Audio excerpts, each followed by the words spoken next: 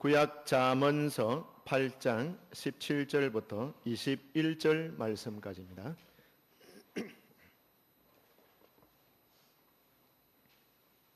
잠언 8장 17절에서 21절 말씀까지 제가 말씀을 봉독하겠습니다. 나를 사랑하는 자들이 나의 사랑을 입으며 나를 간절히 찾는 자가 나를 만날 것이니라. 부귀가 내게 있고 장관 재물과 공의도 그러하니라. 내 열매는 금이나 증금보다 나으며 내 소득은 수는보다 나으니라. 나는 정의로운 길로 행하며 공의로운 길 가운데로 다니나니 이는 나를 사랑하는 자가 재물을 얻어서 그 곳간에 채우게 하려 함이니라. 아멘. 이 말씀이 저와 여러분에게 임하기를 주님의 이름으로 축복합니다. 여러분, 많은 성도들이 하나님이 인간을 사랑하신다라는 것은 잘 알고 계십니다. 하나님이 나를 사랑하신다, 이게 참 잘 알고 있는데요. 하나님도 인간에게 사랑받기 원하신다라는 사실을 잘 모르는 분들이 계시는 것 같아요. 여러분, 집에 가면은 부모님이 계시는 분들이 있을 겁니다. 부모님이 나를 사랑하신다, 이거는 다 알아요. 우리 부모님이 나를 사랑한다라는 건 다 아는데 부모님도 내가 사랑해 주기를 원하신다라는 걸 잘 모르는 자녀들이 많아요. 여러분의 부모님들도 자녀들이 사랑해 주기를 원합니다. 사랑받고 싶어 해요. 부모님들도. 여러분, 하나님은 수천 년 동안 성경을 통해서 인간들을 향하여 말씀하기를 사랑받기를 원하노라 라고 말씀하고 계십니다. 또한 신명기 6장 15절 말씀에 보시면은 너희의 하나님 여호와는 질투하시는 하나님이시다 라고 말씀을 하고 계십니다. 하나님이 질투하신다고요? 예, 질투하십니다. 우리를 사랑하시고 우리의 사랑을 받기 원하시기 때문에 질투하신다라고 말씀하고 계시는 것입니다. 사람이 하나님을 사랑하지 아니하고 다른 우상을 따르고 우상을 섬기고 우상을 사랑하게 될 때에 하나님은 질투하십니다. 하나님은 마음에 상처를 받으십니다. 하나님이 이 세상 만물을 지으시고 그의 형상대로 인간을 이 땅에 지으셨는데 그 인간이 하나님을 사랑하고 하나님을 경외하는 삶을 살기를 원합니다. 하나님도 당연히 하나님의 형상대로 지으신 인간을 그렇게 사랑하십니다. 어느 정도로요? 자기의 독생자를 아낌없이 주시기까지 사랑하십니다. 그리고 또 그 인간들을 사랑하실 뿐만 아니라 그 인간에게 사랑받기를 원하고 계십니다. 여러분, 이 중요한 사실을 우리는 좀 염두에 두고 신앙생활할 필요가 있습니다. 근데 사람들이 자기를 지으신 창조주 하나님을 찾지도 않고 사랑하지도 않고 섬기지도 않고 오히려 사람의 손으로 만든 우상 앞에 나아가 복을 달라고 빌고 그 앞에 기도하고 우상을 사랑하고 섬기게 될 때에 하나님은 말할 수 없는 고통을 겪으시는 것입니다. 그러므로 우리는 우리를 지으신 창조주 하나님을 무엇보다 사랑해야 합니다. 이 땅에 있는 우상은 신이 아닙니다. 신은 유일한 분, 한 분밖에 안 계십니다. 여호와 하나님이십니다. 이 세상을 지으시고 인간을 이 땅에 내신 그분만이 하나님이시고 그분만이 사람이 섬겨야 할 신이십니다. 사람이 자기 손으로 만들어 놓은 우상들을 향하여 복을 빌고 그것을 신이라고 부르는 것은 잘못입니다. 다른 신은 없습니다. 근데 신이 있다고 이야기하면은 하나님이 고통스러우신 것입니다. 사랑하는 성도들이요, 신명기 6장 5절 말씀에 보시면은요, 너는 마음을 다하고 성품을 다하고 힘을 다하여 네 하나님 여호와를 사랑하라. 그렇게 명령하셨습니다. 이건 여러분 선택이 아닙니다. 생명을 가지고 이 땅에 태어난 하나님이 주셔서 생명 받은 이 모든 인간들은 하나님을 사랑해야 될 의무가 있습니다. 근데 그 의무를 저버리고 사는 사람들이 얼마나 가련한 삶을 사는 것입니까? 하나님을 마음 아프게 한 것, 하나님을 사랑하지 아니하고 다른 우상을 향해서 여러분의 마음을 열어놓았던 일들이 있다면 회개하고 하나님을 사랑하는 자리로 돌아와야만 하는 것입니다. 하나님을 사랑하지 않으면은 하나님의 사랑하지 않는데 하나님의 복을 어떻게 기다릴 수 있겠습니까? 하나님을 사랑하지 않으면서 하나님의 주시는 복은 받기를 원한다. 그것은 있을 수 없는 이야기인 것입니다. 하나님께서 우리에게 하나님 사랑하라라고 명령하신 것은 우리가 하나님을 사랑함으로써 하나님의 그 깊고 풍성한 은혜와 사랑을 더 넘치게 받고 누리도록 하기 위해서인 것입니다. 하나님께서는 친히 오늘 17절 말씀에도 보시면은 나를 사랑하는 자들이 나의 사랑을 입으며 나를 간절히 찾는 자가 나를 만날 것이니라 라고 약속하셨습니다. 우리는 하나님을 사랑해야 합니다. 어떻게 하는 것이 하나님을 사랑하는 방법일까요? 우리 눈으로 볼 때에 옆에 앉아있는 형제 자매처럼 눈으로 보이면은 우리가 극진히 섬길 수도 있을 텐데 하나님은 눈에 보이지 않습니다. 영이십니다. 그러나 실존해 계십니다. 우리 눈에 보이지 아니하는 하나님을 우리가 어떻게 사랑하고 섬길 수가 있을까요?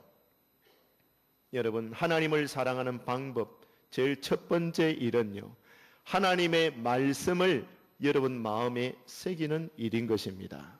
하나님의 말씀을 여러분 마음판에 새길 수 있는 복된 성도들이 되시기를 바랍니다. 여러분, 하나님을 사랑하라라고 명령하고선 그 다음에 신명기 6장 6절에 뭐라고 말씀을 했느냐 하면요, 내가 네게 명하는 이 말씀을 너는 마음에 새기고 라고 명령을 하셨습니다. 하나님의 말씀이 내 마음에 새겨지면 내가 나타내는 모든 감정에 말씀이 반영되게 되어 있습니다. 내가 사용하는 언어 속에 하나님의 말씀이 반영되게 되어 있습니다. 나의 모든 행위 가운데 말씀이 반영되어 나타나게 되어 있습니다. 내 마음에 무엇을 새기고 있느냐? 여러분의 마음 중심에 가장 큰 비중을 차지하는 부분이 어떤 부분입니까? 돈에 대한 욕심입니까? 무엇에 대한 집착 다 있을 수 있지만 여러분의 마음에 가장 중요한 비중을 차지하는 부분이 하나님 말씀이 되기를 원합니다. 여러분의 마음판에 하나님의 말씀이 정말 새겨지게 되기를 원합니다. 말씀이 새겨져 있으면요, 내 감정과 내 말과 내 모든 행위가 말씀의 반영을 받게 되어 있습니다. 은연중에 나오는 거예요. 여러분 마음속에 어떤 지나친 물욕이나 어떤 정욕이나 어떤 악한 어떤 욕심들이 가득 차 있으면은, 그것이 마음에 온통 차지하고 있으면은 여러분 생각하는 것이나 말하는 것이나 행동하는 것이 시간이 날 때마다 그쪽으로 쏠리게 되어 있습니다. 무엇이 내 마음을 주장하고 있는가, 마음에 들어와 있는가, 내 마음에 새겨져 있는가는 그 사람이 살아가는 인생에서 너무나 중요한 문제인 것입니다. 구약 시대에는요, 하나님의 율법을 돌판에 새겼습니다. 그러나 신명기 6장 8절 말씀에 보시면은 과거의 유대인들은 그 하나님의 율법을 어디에 새기면서 살았느냐? 하나님의 말씀대로 했거든요. 신명기 6장 8절에 보면 일어나세요. 하나님의 율법을 손목에 매어 기호를 삼았고 미간에 붙여 표를 삼았다라고 말씀을 하고 있습니다. 하나님이 그렇게 명령하셨거든요. 실제로 오늘날도 살아가는 유태인들 중에서 랍비라 칭하는 사람들의 삶의 모습을 보면, 복장을 보면요, 저 사진은 유대인들이 통곡의 벽 앞에서 모여 기도하는 장면을 찍은 사진입니다. 근데 한가운데에 검은 복장을 하고 모자를 쓴 분이 보일 겁니다. 좀 크게 보이지는 않지만 그 사람을 자세히 사진을 확대해서 본다면요, 모자를 쓰고 있어도 이마에 무엇인가를 붙이고 다니는 걸 볼 수 있고 손목에 무엇인가를 가죽띠를 띠고 있는 것을 볼 수가 있습니다. 다음 사진을 보시면 관광객이 그 모습을 하고 있는 것을 여러분 보실 수 있을 겁니다. 머리에 무엇인가를 붙이고 있어요. 뿔이 아닙니다. 그 작은 상자입니다. 그 작은 상자를 열어보면은 하나님의 율법, 가장 중요한 율법을 두루마리로 이렇게 글자를 적어서 두루마리로 이렇게 새겨서 감아서 그 작은 상자에 넣어놓고 요렇게 묶고 다닌다라는 거예요. 그게 유대인의 전통 복장입니다. 팔에도 보십시오. 가죽띠로 이렇게 감아서 하나님의 율법을 적은 이 작은 상자를 손목에다 메고 이렇게 다니는 것이 유대인의 전통 복장이에요. 이 사진은 관광객이 그 랍비들의 전통 복장을 흉내내어서 찍어놓은 사진인 것이고 실제로 랍비들은 그렇게 생활을 하고 지금도 있습니다. 뭐냐면요, 모든 생각의 기준, 이마에, 미간에, 눈썹과 눈썹 사이 미간에 붙였다라는 모든 생각의 기준이 하나님의 말씀이 될 것이고 또 손목에 붙였다라는 것은 모든 행위의 기준이 하나님의 말씀이 되기를 원한다라는 그런 의미에서 이런 복장을 하고 살아가는 것입니다. 유대인은 이런 복장을 하고 있었는지 모르지만 오늘 저와 여러분은 하나님의 말씀을 어디에 새겨야 되는 것인가? 여러분의 마음에 새겨야 하는 것입니다. 말씀 안에서 여러분의 생각이 다스려지고 말씀이 여러분 행동의 표준이 되는 그런 삶을 저와 여러분이 사모해야 하는 것입니다. 여러분의 가정도 우리 교회도 하나님의 거룩한 말씀의 통치를 받는 거룩한 하나님의 교회, 여러분의 가정이 되기를 원하는 것입니다. 우리 집에 우리 아버지가 큰 소리 치는 가정이 아니다.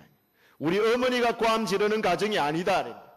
우리 교회가 목사님이 고함 지르고 장로님이 큰 소리 치고 권사님들이 큰 소리 치는 교회가 아니라 하나님의 말씀이 통치하고 하나님의 말씀에 모든 성도들이 지배를 받는 그런 거룩하게 구별된 하나님의 교회가 되기를 원하는 것이고 여러분의 가정들도 아버지도 어머니도 모든 자녀들도 하나님의 말씀에 다스림을 받는 복된 가정들이 되기를 원하는 것입니다. 인간의 욕심이 가정을 지배하지 않고 아버지의 큰 소리가 가정을 다스리는 것이 아니라 하나님의 거룩한 말씀이 통치하는 가정, 하나님의 거룩한 말씀에 의해서 통치받는 거룩한 하나님의 교회 되기를 원하는 것입니다. 여러분, 우리가 하나님을 사랑한다 할 때 이 하나님을 사랑하는 것은요, 말할 수 없는 큰 축복이고 특권이라는 것을 알고 계십니까? 내가 하나님을 사랑하는 사람이 되도록 하나님이 그렇게 만들어 주셨다라는 것은 여러분이 받은 가장 큰 축복이고 특권이라는 것을 아시기를 바랍니다. 아무나 하나님을 사랑하는 게 아닙니다, 여러분. 이 세상에 살고 있는 인구들 중에서 하나님을 사랑하는 사람이, 정말 하나님을 사랑하는 사람이 얼마나 되겠습니까? 사랑하는 성도들이요, 하나님은 아십니다. 이 땅에 누가 하나님을 전심으로 사랑하는가?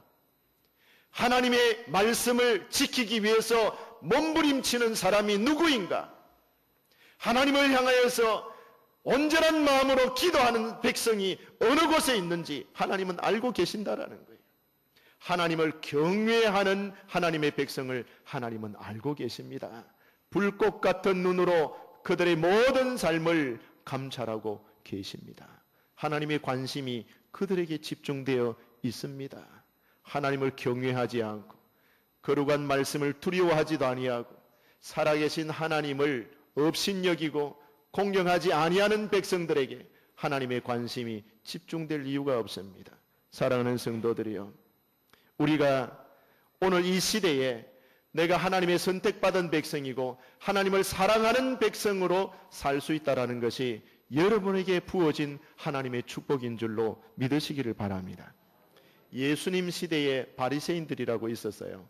이 바리새인들은 자기가 하나님을 다른 어떤 사람들보다도 사랑하는 사람이다 하는 것을 사람들에게 자랑시키면서 살았어요. 나와 같이 하나님을 사랑하는 사람이 어디 있나? 나는 율법을 온전히 지키는 사람이다. 내같이 하나님을 잘 섬기는 사람이 어디 있겠나? 나는 하나님 앞에 항상 정직하게 11조를 드리고 일에 2번씩 금식하고 가난한 사람들을 구제하고 어떤 시간이든지 정해진 기도의 시간에 무슨 일이 있어도 항상 기도하고 금식하면서 그렇게 사는 사람인데 나처럼 이렇게 신앙생활 잘하는 사람이 어디 있겠나? 사랑하는 성도들이요, 하나님을 누구보다도 사랑하는 것처럼 자신을 포장하면서 살았습니다. 속에는 하나님을 사랑하는 온전한 마음이 없으면서 사람들 앞에서는 하나님을 사랑하는 것처럼 자신을 광고하면서 살았습니다. 내가 이렇게 율법을 잘 지킨다. 여러분, 그 중심을 아시는 예수님께서 말씀하셨습니다. 마태복음 23장 23절에 율법의 더 중한 바, 너희들이 율법을 그렇게 잘 지킨다고 율법 하지만 율법의 더 중요한 것이 무엇이냐? 형식이 아니라 외식이 아니라 정의와 긍휼과 믿음인데 율법의 정신은 너희들이 버리고 껍데기만 들고 있구나. 이 외식하는 자들아. 예수님의 준엄한 책망을 받았습니다. 오늘날도 우리가 무늬만 그리스도인이 아니라 그저 종교 생활하는 종교인들이 아니라 처치 멤버가 아니라 저는 진심으로 바라기를 우리 모든 시온성교회 신앙 가족들이 처치 멤버가 아니라 크리스찬이 되기를 원합니다. 그리스도인이 되기를 원합니다.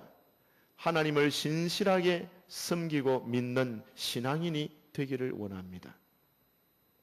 여러분, 하나님의 말씀이 여러분의 마음에 정말 새겨져 있습니까? 정말 내 마음판에 가장 중요한 부분에 내 마음판에 하나님의 말씀이 정말 새겨져 있습니까? 여러분, 정말 하나님을 사랑하십니까? 진정 사랑하십니까? 저는 바라기는 우리 성도들이 혼자 있는 곳에서도 아무도 모르는 낯선 곳에 여러분이 홀로 있어도 어디서든지 어느 곳에서든지 하나님의 말씀이 여러분을 다스리는 생활, 하나님의 말씀에 이끌림을 받는 저와 여러분의 삶이 되기를 저는 진심으로 바랍니다. 하나님을 사랑하는 것은요, 말씀을 마음판에 새기는 것일 뿐만 아니라 하나님이 그토록 사랑하시는 사람, 성도를 사랑하는 거예요.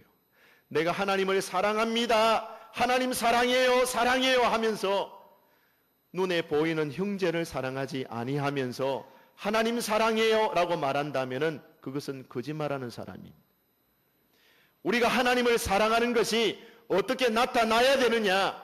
정말 여러분이 참된 믿음이 있고 하나님을 사랑하는 성도가 맞다면 그 하나님을 사랑하는 것이 어떻게 나타나야 되느냐? 여러분, 이웃을 사랑하는 것으로 나타나야 돼요. 그렇게 미워하는 사람이 있으면서, 원수 맺는 사람이 있으면서, 싫은 사람이 있으면서 하나님을 사랑한다라고 말하는 것은 거짓말입니다. 사랑하는 성도들이여, 하나님을 사랑하는 것이 여러분이 이웃을 사랑하는 것으로 나타나야 됩니다. 그것이 정상입니다. 성도를 사랑해야 됩니다. 우리 신앙가족들 서로 사랑해야 됩니다. 왜 여러분 곁에 성도들을, 여러분 함께 섬기는 우리 성도들을 하나님이 이런 사람을 내 옆에 하나님 함께 섬기는 교회 공동체 안에 한 성도가 되게 하셨을까요? 싸우라고요? 아니에요. 미워하라고요? 아니에요. 사랑하고 섬기라고. 하나님께 받은 사랑을 실천하면서 살라고, 내가 하나님 앞에 받은 이 은혜와 사랑을 갚으면서 살라고 옆에 형제들을, 자매들을 함께 교회 공동체 안에 묶어두신 것입니다. 사랑해야 될 대상이지 원수 맺을 대상이 아닙니다. 미워해야 될 대상이 아닙니다. 정오심을 갖고 비판해야 될 대상들이 아닙니다. 사랑하고 섬겨야 할 대상입니다. 하나님께 받은 사랑이 여러분이 있다면, 그 은혜가 있다면 진정 여러분 옆에 계신 성도들을 사랑하며 섬겨야 됩니다. 그것이 하나님을 사랑하는 사람의 올바른 모습인 겁니다. 여러분, 성도는 하나님의 자녀요, 예수님의 신부입니다. 그러므로 성도는 서로 돌아보라 그랬습니다. 고린도전서 12장 25절에 보면은 서로 돌아보고 도와주고 나누어주고 기도하고 서로 협력하고 세워주라라고 우리에게 권면을 하고 있습니다. 여러분, 가장 가까이에 있는 성도가 누굴까요? 내 가장 가까이에 있는 성도가 누굴까요? 하나님이 이 땅에 어떤 사람을 내 가장 가까이에 두셨는가 생각을 해보세요. 여러분의 가족이에요. 맞습니까? 아멘 좀 해보세요. 기분 나쁩니까? 내 가족이 하나님이 나에게 주신 가장 가까운 성도라고 할 때에 여러분 뭐 불평이 있습니까? 여러분의 가족이 여러분이 하나님이 이 땅에서 여러분 가장 가까이 두신 제일 사랑하는 성도가 여러분의 가족이에요. 가족. 맞습니까? 가족입니다. 가족을 사랑하시기 바랍니다. 남편을 진정 사랑하시기 바랍니다. 남편 구박하면 안 되는 거예요. 왜 웃습니까? 자녀들이요, 여러분의 부모님들을 진정 사랑하시기를 바랍니다. 자녀들을 사랑해야 됩니다. 그것이 하나님께서 우리에게 원하시는 일입니다. 내가 하나님을 정말 사랑하는 성도라면은 마땅히 그렇게 해야 됩니다. 자기 가족을 돌보지 아니하는 자는 불신자보다 악한 자라 그랬습니다.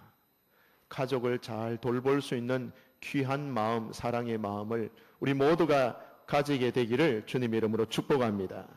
여러분의 자녀들이 얼마나 귀중합니까? 그래서 신명기 6장 7절에 보시면은요, 하나님을 사랑하라 그런 명령을 해놨죠. 마음과 뜻과 정성을 다 하나님을 사랑하라 그래 놔놓고선 네 마음판에 하나님 말씀을 새기라. 그 다음에 하는 말이 네 자녀에게 부지런히 가르쳐라 그랬어요. 이게 사랑하는 방법이에요. 여러분의 자녀를 사랑하는 방법이랍니다. 여러분 자녀를 사랑하는 가장 큰 방법이 하나님의 말씀을 집에서 가르치는 거예요. 잔소리가 아니라 말씀을 들려줘야 됩니다. 여러분의 마음판에 하나님의 말씀이 새겨져 있어야 잔소리가 안 나가고 말씀이 나가는 거예요. 어머니의 잔소리로 아이가 변하는 게 아닙니다. 아내의 잔소리로 남편이 바뀐다. 그 남편은 이상한 남편이에요. 여러분 자녀들에게 잔소리할 거 아니라 하나님의 말씀을 자꾸 귀에 들려줘야 돼요. 그래야 자녀의 영혼이 살고 말씀이 들어가야 그 삶의 규모가 잡힙니다. 자녀를 가르치는 가장 중요한 방법이 무엇입니까? 부모의 모범과 본보기입니다. 자녀들을 훈계하고 가르칠 때에 가장 중요한 교육 방법이 모범과 여러분 또 자녀들이 그대로 배울 수 있도록 본보기가 되어주는 거예요. 우리 자녀를 둔 부모님들이요, 잘 생각해 보세요. 집에 가서 우리 아버지는 집사님이시고 우리 어머니도 집사님이신데 주일날 교회 갔다 오면은 다음 주일 교회 가기까지 성경을 한 번도 열어보지도 않는다. 한 번도 집안에서 하나님의 말씀을 고요히 묵상하고 하나님의 말씀을 읽는 모습을 보여주는 일이 없어요. 한 번도 하나님 앞에 가정에 어려운 문제가 있거나 또 어떤 크고 작은 문제들이 있을 때에 하나님 앞에 문제를 내어놓고 기도하는 모습을 보여준 일이 없다. 한 번도 들은 바 하나님의 말씀을 듣고 와서 그 말씀을 다시 새기면서 새롭게 살려고 하는 각오들을 그 눈빛과 진지한 마음의 결정들과 그들의 행동들을 자녀들이 보는 데서 모범으로 본보기로 보여준 일이 없이 살아도 아무 문제 없는 듯이 사는 인생들이라면 그 부모님들은 자녀들에게 잘못하고 있는 겁니다. 밥만 먹여놓으면 되겠나? 아니 글쎄 밥만 먹여서 사는 존재가 아니라 인간은. 사랑하는 성도들이요, 우리가 자녀들을 가르칠 때에 우리 교사들이나 우리 부모님들이 본보기가 되고 모범이 된다는 일에 있어서 책임이 막중한 것입니다. 그리고 함께 신앙생활하는 성도들을 사랑해야 됩니다. 옆에 분들을 한번 보세요. 사랑해야 될 대상이에요. 사랑하고 섬겨야 될 대상이에요. 앞뒤로 보세요. 아, 내가 섬겨야 될 분이구나. 맞습니까? 그렇게 생각하시기를 바랍니다. 아멘. 사람이 자꾸 사랑받으려고 하는 사람이 있어요. 자꾸 사랑을 받으려고 하는 사람이 있어요. 근데 어린 사람들이라, 그 어린 아이들이에요. 어린 아이는 자기 거 줄 줄 몰라요. 자꾸 받으려고만 해요. 그게 어린아이의 특징이에요. 유아적인 특징이에요. 자꾸 받으려고만 해. 내놓으라 그러는 거예요. 줄 줄을 몰라. 여러분 아이들에게 그거 줘봐 하면 잘 안 주죠. 자꾸 받으려고만 하죠. 그 애들이라. 여러분 우리 성도들이 신앙생활 하는 것도요. 사랑을 자꾸 받으려고 하는 것이 아니라 자꾸 줘야 돼요. 줄 수 있어야 돼요. 자기 것을 줄 수 있어야 돼요. 마음을 열고. 여러분 우리 성도들이 이 사랑이요. 받아서 풍성해지는 원리는 천국 원리가 아니에요. 내가 다른 사람에게 사랑받아서 내 안에 사랑이 풍성해진다. 아니, 사랑을 자꾸 받아들이기만 하는 사람은 자기 속에 사랑이 고갈되어 풍성해지는 게 아니라 없어진다니까요. 메말라 버려요. 자꾸 받는 것에 익숙해져 있으면 메말라 버려요.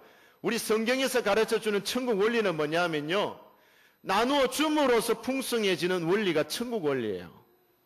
나누어 줄 때에 자기 속에 새로운 자원들이 자꾸 충족되는 거예요. 하나님이 부어주는 거예요. 자꾸 나누어 줄 때에 풍성해지는 원리가 천국의 원리예요.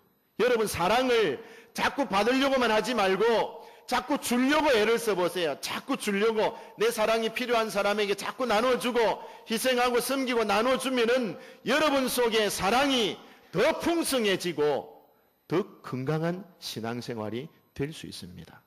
틀림없이 그래요. 사랑하는 성도 여러분, 우리가 가스펠송 이런 노래가 있어요. 가스펠송 사랑은 참으로 버리는 것 버리는 것 버리는 것, 또 사랑은 참으로 다 주는 것, 이런 거 있어요. 우리 1절 한번 불러볼까요? 여러분 아세요? 아시죠? 네, 모르는 분들도 입만 벙긋벙긋 크게 하면 될 것 같아요. 자, 한번 해봅시다. 시작. 사랑은 참으로 버리는 것 버리는 것 버리는 것, 사랑은 참으로 버리는 것, 또 가지지 않는 것, 이상하다 동전 한 입 움켜잡으면 없어지고, 쓰고 빌려주면 풍성해져 땅 위에 가득 차네. 사랑은 참으로 버리는 것 버리는 것 버리는 것, 사랑은 참으로 버리는 것, 또 가지지 않는 것. 사랑은 2절은요. 사랑은 참으로 다 주는 것, 다 주는 것, 다 주는 것이에요. 주는 거예요. 같이 해볼까요? 사랑은 주는 것입니다. 줄 때 풍족해지는 것이 천국의 원리입니다. 사랑을 많이 주십시오. 여러분의 자녀들에게 사랑을 많이 주십시오. 신경 써서 주십시오. 그러면은 여러분의 자녀들이 후대에 다른 사람을 많이 사랑하게 되는 사람이 될 겁니다. 가난한 사람처럼, 영적으로 정서적으로 가난한 사람처럼 어디 나를 사랑해주는 사람 없나?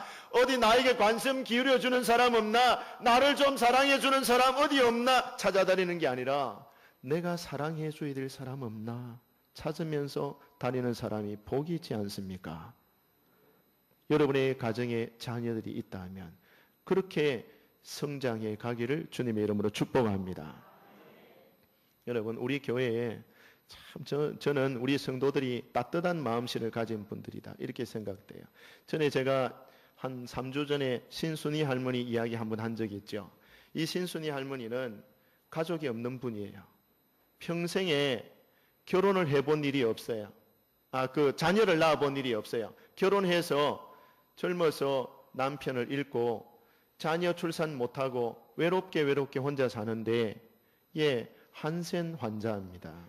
나병 환자인데 가진 재산이 뭐 한 340만 원 정도 통장에 탁 넣어놓고 그게 전 재산, 지금 현재 그렇게 살고 계시는데, 이제 저 시골에 경남 사천에 요양원에 살고 계시는데 그 욕창이 엉덩이에 생겨가지고 몇 군데나 생겨가지고 치료를 받아야 되는 그런 상황인데, 그래 파티마 병원에 입원해 있었죠. 입원해 있어가지고 걱정을 계속 하는 거예요.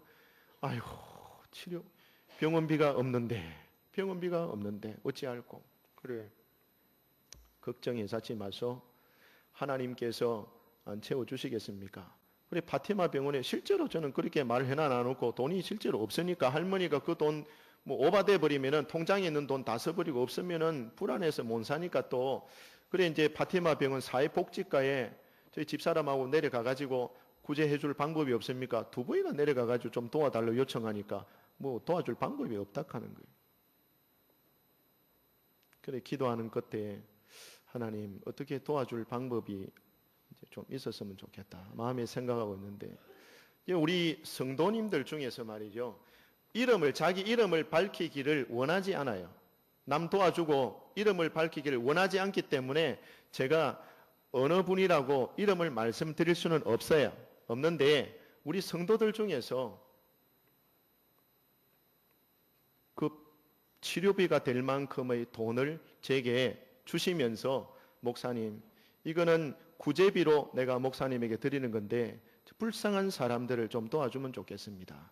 구제 헌금을 아주 조용하게 이름도 내지 말라, 밝히지 말라 해가지고 구제비를 저한테 주는 거예요. 200만 원이 넘어요, 돈이. 할머니 병원비 다 치르고 남았어요. 우리 교회 청년들, 우리 교회 자녀들, 불쌍한 이웃들 조용하게 봉투에 돈 넣어와가지고 목사님 구제비로 쓰시면 좋겠습니다. 굉장히 감동적입니다. 아무리 돈이 많아도 자기 돈 나가는 것이 안 아까운 사람이 어디 있겠습니까? 있어요. 근데 조용하게 찾아와서 구제비로 썼으면 좋겠습니다. 우리 자녀들을 위해서, 노인들을 위해서, 저는 불쌍한 사람들을 위해서 썼으면 좋겠습니다. 저는 그 봉투를 받아 들고 하나님 앞에 고요히 기도하는 거예요. 하나님, 이 돈이 쓰이는 곳마다 하나님의 영광이 나타나게 하옵소서. 하나님의 사랑이 느껴지게 하옵소서. 그 할머니 그렇게 퇴원하면서 제 집사람하고 퇴원을 시켰어요. 저 경남 사천까지 교회 봉고를 몰고 이제 내려가는 거예요. 내려가다가 아이고 8만 원짜리 또 과속 딱지 않은 끊기면서 내려가. 그 태워주고 이제 올라오는데 그 할머니가 그 방에 딱 딱 이어놓고 제가 딱 나올 때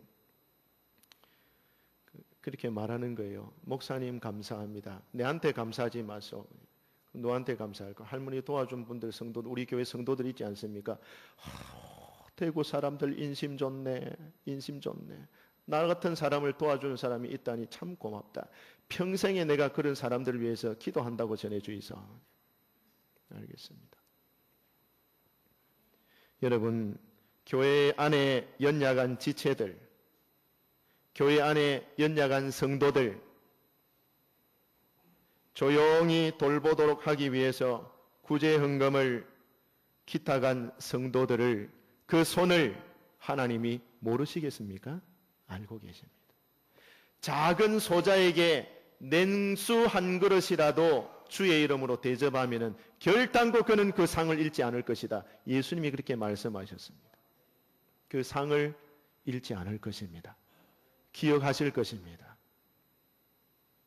사랑하는 성도 여러분, 하나님께서 선행을 갚아주실 뿐만 아니라 그런 사람들의 마음속에 더 많은 사람을 도울 수 있도록, 더 많은 사람을 구제할 수 있도록 하나님께서 영육간의 큰 복과 은혜를 주실 줄 저는 믿습니다.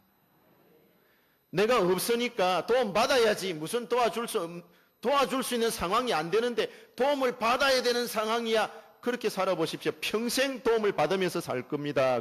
그런 마음이 있으면요. 그러나 내가 연약하지만, 내가 가진 것이 좀 부족하지만 그래도 나보다 더 어려운 사람 도와줘야 되지. 그런 사람들을 위해서 더 기도해 줘야 되지. 그래 1시간 더 기도하고 1시간 더 찾아가보고 1시간 더 그 사람들에게 마음과 사랑을 내가 건네줄 수만 있는 것이라면은 그 영혼이 그 육신에 사는 동안에 그 모든 삶이 궁핍하거나 부족함이 없도록 주께서 넘치게 채우시는 줄 저는 믿습니다. 이 천국 원리를 여러분 경험하면서 사시기를 바랍니다. 마지막 한 가지는요. 하나님을 사랑한다라고 정말 여러분이 말하신다면은 하나님이 여러분에게 주신 사명이 다 있어요. 직분이 있습니다. 그 사명을 책임있게 충성스럽게 감당해야 됩니다. 그래야 그 사명을 주신 하나님을 사랑하는 것이 됩니다. 우리나라에서 다른 세계 각국으로 영사를 파견하고 대사를 파견합니다. 그 대사들이 다른 나라에 가서 국위를 선양하고 우리나라의 이름에 먹칠을 하지 않고 국위 선양하도록 노력을 해야 됩니다. 그런데 영사들이나 대사들이 외국에 나가가지고 대한민국 얼굴을 가지고 나아가는 거 아닙니까? 대통령의 임명을 받아서 대한민국 대표로 나아가가지고 대한민국을 대표하는 영사로서 대사로서 역할을 감당하게 될 건데 그 사람들이 제대로 책임을 감당하지 못하고 불충하고 게으르고 악하게 산다면은 대한민국이라는 이름의 얼굴에 먹칠을 하는 겁니다. 불성실한 그 면이 대한민국의 이미지를 실추시키는 겁니다. 마찬가지입니다. 저는 우리 시온성교회가 천국 대사관이라고 생각합니다. 대한민국 대구 동구시 불로동 지점에 천국 대사관이에요. 여러분들이 그 대사관의 모든 직원들이에요. 하나님 나라를 보여줘야 됩니다. 하나님의 아름다움을 보여줘야 됩니다. 하나님의 통치가 얼마나 완전한지, 하나님의 사랑이 얼마나 진지하고 얼마나 깊은 사랑인지, 이 복음이 사람에게 대하여서 사람의 생명을 살리는 얼마나 깊은 하나님의 능력이며 진실한 하나님의 사랑의 표현인지를 여러분들이 보여야 됩니다. 하나님 나라의 직원들로서요. 천국 대사관 직원들로서 여러분이 성실하게 맡은 사명에 최선을 다해야 됩니다. 여러분이 불충하면은, 여러분이 게으르고 불성실하고 악하게 살면은 사람들은 생각합니다. 천국 대사관 직원들이, 하나님 나라의 백성들이 왜 저 모양들이야? 사람들은 실망하게 될 겁니다. 그러니 하나님의 이름을 위해서 여러분들은 여러분이 맡기신 사명들을 최선을 다해서 감당해야 됩니다. 사랑하는 여러분, 우리 청년들, 학생 여러분, 왜 여러분들이 학교에서 열심히 공부를 해야 되느냐? 불성실해 보세요. 게을러 보세요. 빈둥거리면서 여러분이 주어진 인생들을, 시간들을 허비해 보세요. 세상의 친구들이 생각합니다. 교회 다닌다는 놈들이 저 정도밖에 안 되나? 그 불성실은 곧 하나님의 이름과 영광을 실추시키는 일이에요. 정말 우리가 하나님을 사랑한다면 이 땅에 우리 삶 가운데 하나님이 주신 사명과 여러분의 직분들을 최선을 다하면서 감당해야 되는 것입니다. 그것이 하나님을 사랑하는 방법입니다. 베드로전서 4장 11절 말씀에 보시면은 누가 말하려면 하나님의 말씀을 하는 것 같이 하고 누가 봉사하려면 하나님이 공급하시는 힘으로 하는 것과 같이 하라. 그래야 하나님이 영광을 받으신다라고 성경에 기록해 놨습니다. 사랑하는 성도 여러분, 하나님을 사랑하는 사람에게 하나님이 그럼 어떤 복을 주십니까? 우리가 이렇게 하나님을 사랑하고 충성되게 살면은 하나님이 주시는 상이 있어요. 성경을 여러분 자세히 보시면요, 하나님은 분명한 분이라요. 상과 벌이 분명한 분입니다. 하나님의 이름의 영광을 위해서 의롭게 백성답게 사는 백성들에게는 하나님이 상을 분명히 주시고, 거역하고 불순종하고 하나님을 모욕하며 사는 사람들에게 벌을 내리신다고 분명하게 말씀을 하고 있습니다. 여러분, 하나님을 사랑하는 백성들에게 하나님이 주시는 복이 오늘 이 성경 본문에 기록되어져 있습니다. 18절에서 21절까지 말씀이 그러합니다. 우리 다 같이 한 목소리로 함께 읽어보겠습니다. 18절 말씀부터 21절까지 읽겠습니다. 시작.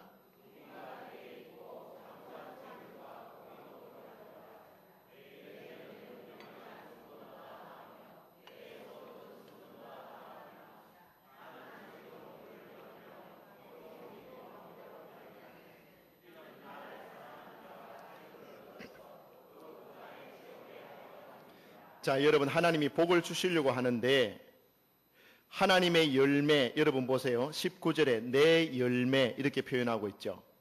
세상 사람들이 자기 힘으로 얻는 재물이 아니고 세상 사람들이 자기 노력과 땀을 흘려서 얻은 결실을 말하는 것이 아니고 하나님이 하늘의 신령한 복을 내려주시는 것인데 그 하나님의 열매, 하나님의 그 복을 받고 누릴 자가 누구냐라고 말하고 있는 것인데 그 복의 내용을 지금 설명하고 있는 겁니다.